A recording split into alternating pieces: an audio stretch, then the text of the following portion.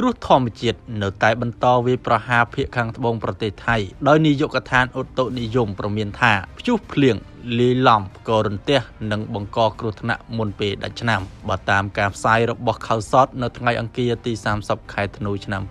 2025នាយកដ្ឋានបានចេញសេចក្តីជូនដំណឹងព្រមមានឲ្យពលរដ្ឋខ្លួនប្រុងប្រយ័ត្នព្រោះថាព្យុះនឹងបន្តវាយប្រហារដល់ថ្ងៃពុធសេចក្តីជូនដំណឹងនេះបានឲ្យដឹងថាខេត្តដែលត្រូវរងគ្រោះខ្លាំងបំផុតដោយព្យុះនេះមានដូចជានាខុនស៊ីថាមារ៉ាត់ផាត់ថាឡុងសង្ឃ្លានិងសូរ៉ាត់ធានីបាតុភូតនេះបណ្ដាលមកពីខ្យល់មូសុងអេសានកម្រិតមធ្យមកំពុងគ្របដណ្ដប់លើឈូងសមុទ្រថៃនិងភាគខាងត្បូងដែលបណ្ដាលឲ្យមានភ្លៀងផ្គររន្ទះចំពោះរលកសមុទ្រនៅឈូងសមុទ្រថៃប៉ែកខាងក្រោមវិញមានកម្ពស់ពី1ម៉ែត្រទៅ2ម៉ែត្រចំណែកនៅតំបន់ដែលមានភ្លៀងផ្គររន្ទះកម្ពស់រលកអាចកើនដល់ជាង2ម៉ែត្រអ្នកធ្វើនាវាចរនៅឈូងសមុទ្រថៃនិងអានដាមែនត្រូវបានព្រមានឲ្យបង្កើតការប្រុងប្រយ័ត្នជៀសវាងការធ្វើដំណើរឆ្លងកាត់តំបន់ដែលមានភ្លៀងនិងផ្គររន្ទះគ្រោះធម្មជាតិនេះកើតឡើងត្រឹម2ថ្ងៃប៉ុណ្ណោះក្រោយពេលដែលភាគខាងត្បូងប្រទេសថៃទើបតែធូរស្រាលពីព្យុះភ្លៀង